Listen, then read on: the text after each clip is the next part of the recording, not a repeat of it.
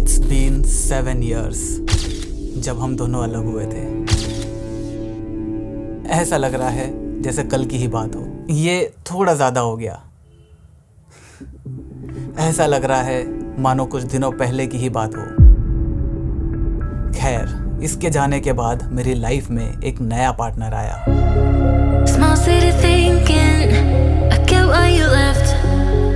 इसके साथ सब कुछ सही जा रहा था, मैं बहुत खुश था, लेकिन इसके कुछ अपने नखरे हैं। सो आई नीड अनदर पार्टनर। और जब मैंने OnePlus 11 के स्पेक्स सुने, The shape of power. It was love at first sight. लेकिन मैं परेशान था क्योंकि OnePlus पहले से ही अच्छे फ़ोन बनाता आ रहा है, मतलब बाकियों से अच्छे फ़ोन बना रहा है, लेकिन इनका प्राइस मेरे पुराने पार्टनर जैसी फीलिंग नहीं दे पा रहा था। लेकिन इस बार जब इसका प्राइस अनाउंस हुआ, I was like, so this is the story of me, जो 7 साल बाद अपने एक्स के साथ दोबारा से रिलेशनशिप में आना चाहता है। साथ में हम ये भी देखेंगे कि जब एक ब्रांड सबकी उम्मीदों को तोड़ता है तो क्या होता है। कहानी शुरू होती है इस बॉक्स को ओपन करने के साथ, and the experience is very disappointing, क्योंकि OnePlus इसे अपना एक फ्लैगशिप फोन कहता है।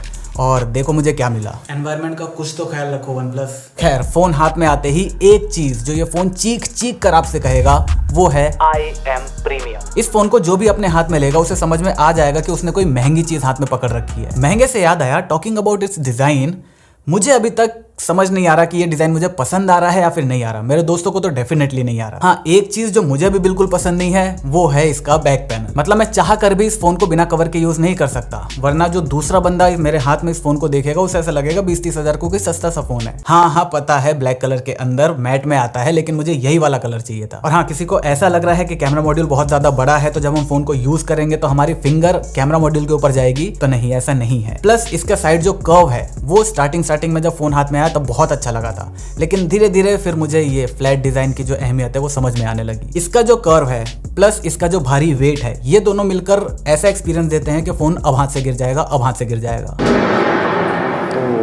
I am definitely not a good performer, nor is this. पहले मैं फ्रेम रेट्स वगैरह चेक करने के लिए PUBG न्यू स्टेट वगैरह खेला करता था। फिर एक दिन मिस्टर टेकपीडिया भाई ने बोला कि गेंशिन इम्पैक्ट टेस्ट कर, वहां पर इसकी असली औकात पता चलेगी। और पिछले 4 दिनों से गेंशिन इम्पैक्ट रोज खेलने के बाद मैं ये डेफिनेटली कह सकता हूँ कि इसके अंदर जो स्नैपड्रैगन 8 Gen 2 है वो वाला स्नैपड्रैगन 8 Gen 2 नहीं है जिसके चर्चे हो रखे हैं। इवन थ्रॉटल टेस्ट भी ये बता रहा है कि ये उतना अच्छा परफॉर्म नहीं कर रहा जितने दूसरे स्नैपड्रैगन 8 Gen 2 के फोन कर रहे हैं। लेकिन क्या इससे इसकी परफॉर्मेंस खराब हो जाती है? डेफिनेटली नहीं। मुझे घंटा फर्क नहीं पड़ता कि थ्रॉटल टेस्ट में क्या आ रहा है या फिर दूसरे एंटी-2 बेंचमार्क में क्या आ रहा है। मुझे फर्क पड़ता है कि क्या ये phone continuous full high setting के अंदर 60 FPS में गेम करवा सकता है, एक्सेप्ट फ्यू फ्रेम ड्रॉप्स, बिल्कुल करवा सकता है। क्या ये 4K में 20-30 मिनट की रिकॉर्डिंग कर सकता है? बहुत प्यार से। क्या इसका UI स्मूथ है? बहुत ही ज्यादा। मैंने 120 हर्ट्ज के बहुत सारे फोन पहले यूज कर रखे हैं, उससे जब मैं इस पे शिफ्ट करता था ना तो बहुत ज्यादा अंतर मुझे पता नहीं चलता था, लेकिन जब इससे मैं इस पे शिफ्ट कर रहा हूँ ना तो मुझे अंतर पता चल रहा है। ये दूसरी बार था जब इस फोन ने मेरी एक्सपेक्टेशन को तोड़ा। पहली बार इसने तब तोड़ा था जब मैंने इस फोन को ऑन किया था। OnePlus का हमेशा से इतिहास रहा है, भले ही उसके कितने ही फ्लैगशिप फोन क्यों ना हो, उसके अंदर हमें विविड मोड के अंदर रेडिश टिंट मिलती है। मैं Realme, OnePlus, Oppo इनमें से कोई सा भी फोन लेता हूँ, सबसे पहला काम मेरा होता है विविड मोड से इसे नेचुरल मोड में करना। लेकिन इसमें मुझे ये काम नहीं करना पड़ा, इसके कलर्स काफी ज्यादा बैलेंस्ड है। इवन ऑन पेपर ये डिस्प्ले S23 अल्ट्रा से भी ज्यादा शार्प है। तो एक फ्लैगशिप फोन के अंदर आपको एक फ्लैगशिप लेवल का ही डिस्प्ले देखने को मिल रहा है। हाँ, दूसरे जो फ्लैगशिप है उनके मुकाबले इसकी पीक ब्राइटनेस उतनी ज्यादा नंबर की नहीं है, लेकिन आउटडोर्स में अभी तक मुझे एक बार भी दिक्कत नहीं आई है। दिक्कत से याद आया, इसके स्पीकर्स में कुछ दिक्कत है। मुझे एक बात समझ नहीं आ रही कि इस बॉडी के अंदर OnePlus ने एक पूरा डीजे कैसे फिट कर रखा है। इसके स्पीकर्स इतने ज्यादा अच्छे हैं कि मेरा जो मॉनिटर के स्पीकर्स हैं ये भी इससे मैच नहीं कर पाते।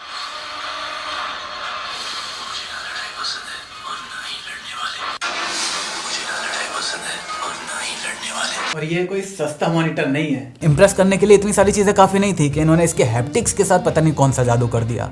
ओए होए होए होए, मतलब ऑरिगेनो आ जाता है इसका हैप्टिक यूज करके। पहले मैं सोचता था कि एप्पल से अच्छे हैप्टिक्स कौन ही दे पाएगा, लेकिन इसके अनदर लेवल पर है। इवन आईफोन छोड़ो, अभी का जो द किंग स्मार्टफोन है S23 अल्ट्रा से भी अच्छे हैप्टिक्स आपको इसमें मिलते हैं। आपको चेक करना है, किसी भी OnePlus स्टोर पर जाओ, OnePlus 11 उठाओ, उसमें सबसे पहले वाइब्रेशन को जेंटल मोड पे सेट करो, उसके बाद कुछ एप्स को खोलो और ये करके देखो, तब आपको समझ में आएगा एक अच्छा हैप्टिक क्या होता है।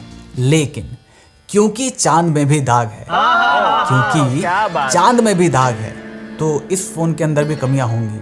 कोई सेंस है इस बात की? हर चीज के अंदर सेंस मत ढूंढा करो। मुद्दे की बात यह है कि इस फोन की बैटरी उतनी ज्यादा अच्छी नहीं चलती। ऑन पेपर इसमें 5000 mAh की बैटरी मिलती है, लेकिन रियल लाइफ में वो 5000 दिखाई नहीं देती। शायद OnePlus इस बार सोच रहा था कि हम इस फोन के अंदर ना हर चीज को फास्ट करेंगे, तो इनके जो बैटरी डिग्रेडेशन है वो भी फास्ट हो गई। नॉर्मल गेमिंग, थोड़ा सा YouTube, Hotstar, Netflix, social media पर थोड़ी बहुत स्क्रोलिंग, ये सारा काम 2K 120 हर्ट्ज पर करने पर मुझे दिन में एक बार फोन को चार्ज करना पड़ता है। लेकिन हाँ, ये चार्ज ऐसे होता है जैसे इसे पता है कि आज उसके घर पे कोई नहीं है। हाँ, इस स्पीड को पाने के लिए आपको इसका रैपिड चार्जिंग मोड ऑन करना पड़ेगा। बाय डिफॉल्ट वो ऑफ होके आता है। इसकी एक और बात मुझे बहुत अच्छी लगी, इसका जो इन डिस्प्ले फिंगरप्रिंट स्कैनर है उसकी जो पोजीशन है ना, वो किसी भी स्मार्टफोन के लिए द परफेक्ट पोजीशन है। मतलब थोड़ा सा स्लिपरी और भारी होने के बावजूद भी मुझे इसे अनलॉक करने में बिल्कुल भी एफर्ट नहीं डालना पड़ता। इसकी पोजीशन इतनी अच्छी है। चलो, अच्छी बातें बहुत हो गई, अब बात करते हैं इसकी सबसे अच्छी चीज की।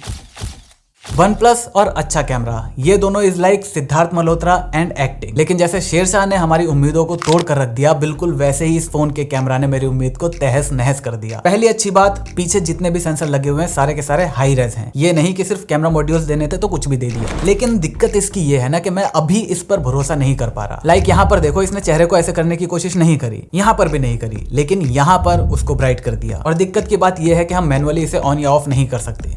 ओपोफिकेशन की ये सबसे बड़ी दिक्कत है। फ्रंट कैमरे के अंदर आप इंडोर में देखो, जब लाइट थोड़ी सी सॉफ्ट है तब सब कुछ बहुत अच्छा है, लेकिन जैसे ही हम थोड़ी सी हार्श कंडीशन के अंदर जाते हैं, यहाँ पर कॉन्ट्रास्ट बिल्कुल चला जाता है। सेम पोर्ट्रेट मोड के अंदर कभी कभी कलर्स बहुत अच्छे देता है, कभी कभी इस तरह फेड कर देता है। तो ये जो छोटी मोटी दिक्कतें हैं ना, उसकी वजह से रिलायबिलिटी में थोड़ा सा इशू लग रहा है, लेकिन ये एक सॉफ्टवेयर अपडेट से ही फिक्स किया जा सकता है। ओवरऑल अगर कैमरा की बात करूं तो वो उसने तो जज्बात ही बदल दिए, पूरा वक्त ही बदल दिया। ये किसी भी फोन के लिए एक बहुत ही चैलेंजिंग फोटो है, लेकिन इसके फ्रंट कैमरा ने देखो कितना कमाल का काम किया। और जब सब्जेक्ट के सामने सूरज आ जाता है तो इतनी हार्श लाइट होने के बावजूद इसने देखो लाइट को कितना स्मूथ कर दिया है, इवनली पूरे चेहरे पर डिस्ट्रीब्यूट कर दिया है। ऐसा लग रहा है जैसे किसी ने सॉफ्ट बॉक्स आगे रख दिया हो। लो लाइट के अंदर इसने देखो स्किन कलर्स को कितने अच्छे से मैनेज करा है। इवन पोर्ट्रेट मोड ने बहुत ज्यादा सरप्राइज करा है। आप इस फोटो के अंदर देखो, जो ब्लर है वो कितनी ग्रेजुअली जा रहा है। इवन मैंने ये फोटो जानबूझ के इस एंगल पर ली थी ताकि फोन कंफ्यूज हो जाए, पूंछ का हिस्सा कहां पर है, कैसे उसको ब्लर करें। बस इसके जो वीडियो फीचर्स है ना, उसमें मुझे एक दिक्कत लगी। इसके अंदर 8K की जगह अगर 4K 60 या वो भी छोड़ो 4K 30 FPS के अंदर मैं पोर्ट्रेट वीडियो रिकॉर्ड कर सकता था ना, तो वो मेरे लिए ज्यादा काम कर रहा था। 8K में मैं शायद कभी वीडियो रिकॉर्ड नहीं करूंगा, 4K 30 FPS में मैं बहुत ज्यादा उसका काम ले सकता था। तो जैसा मैंने स्टार्टिंग में कहा था, जब एक कंपनी सबके एक्सपेक्टेशन को बहुत ज्यादा तोड़ देती है तो ऐसा ही होता है जैसा इस फोन के साथ हो। लाइक इस फोन का आप किसी का भी रिव्यू देख लो, चाहे वो स्पॉन्सर्ड हो चाहे नॉन स्पॉन्सर्ड, आपको इस फोन की रिपोर्ट एक नंबर मिलेगी, क्योंकि इसने लोगों की एक्सपेक्टेशन को तोड़ दिया। और इसीलिए इसकी जो परफॉर्मेंस की हल्की सी कमी, बैटरी का उतना अच्छा ना होना, कैमरा में इस चीज की ज्यादा बातें ना करना, अपने फोन को फ्लैगशिप कहने के बाद उसमें केवल IP64 देना, और सॉफ्टवेयर के लिए जो OnePlus को हेट मिल रहा था उसका बंद हो जाना, ये सब इसलिए क्योंकि जब एक ब्रांड उम्मीदों को तोड़ता है अच्छी साइड की तरफ, तब उसकी बुराइयां ऑटोमेटिकली कवर हो जाती हैं। इस वीडियो में मैंने ऑक्सीजन OS की बिल्कुल भी बात नहीं करी। क्यों? क्योंकि जो ओपोफिकेशन इसके अंदर हुआ है उसके बाद मैं चाहता था कि मैं इसे थोड़ा सा टाइम दूं, इसे अपने ऊपर ग्रो होने दूं, उसके बाद मैं कुछ कंक्लूजन आपको दूं। अब आपको कमेंट के अंदर बायस बोलना है बायस बोल दो, पेड बोलना है पेड बोल दो, लेकिन सच बात यह है कि इस फोन ने मेरी बोलती बंद करके रख दी। तो अगर आप एक अच्छा फ्लैगशिप फोन ढूंढ रहे थे, आपको अच्छा कैमरा चाहिए, अच्छी डिस्प्ले चाहिए, और आप 1 लाख जितना स्पेंड नहीं करना चाहते, तो ये एक बहुत अच्छा बाय आपके लिए हो सकता है। 57,000 रुपए इसके लिए बिल्कुल भी ओवर प्राइस नहीं है। और हाँ, सिर्फ UFS 4 के लिए आप इसके हायर वेरिएंट की तरफ मत जाना। अगर आपको जगह की कमी पड़ रही है, आपको लग रहा है कि 256 GB ही आपके पास होना चाहिए, तभी आप UFS 4 वाले वेरिएंट की तरफ जाना, वरना ये 128 GB आपके लिए मोर देन इनफ है। UFS 3.1 is way faster than you need. अगर आप अभी भी कंफ्यूज हो तो थोड़ा सा और वेट कर लो, तब तक इसके अंदर कुछ अपडेट्स आ जाएंगे, हमें ये पता चल जाएगा कि OnePlus इसकी कमियों को दूर कर पाएगा ओवर द सॉफ्टवेयर अपडेट या फिर नहीं। और अपने फुल रिव्यू में हम इसे द फ्लैगशिप के साथ कंपेयर करने वाले हैं। पता चल जाएगा ना सेकंड बेस्ट वाले से कितना पास है। अगर आपको ये देखना है कि Xiaomi अपने यूजर्स का मूड कैसे खराब कर रहा है, वो वीडियो ये रही। और ये देखना है कि आईफोन्स क्यों अब सेफ नहीं रहे, वो वीडियो ये रही।